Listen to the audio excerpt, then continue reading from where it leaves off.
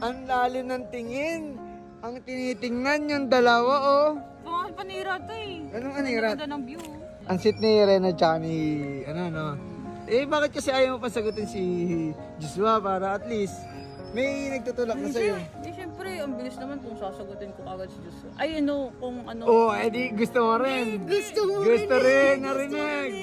Kailangan kasi kapag nag-swing kami, tumutulak sa'yo. Eh, ako tutulak kita, ha? Tutulak ko na. Tutulak ko Okay, muna. tulak. Oh, wait lang.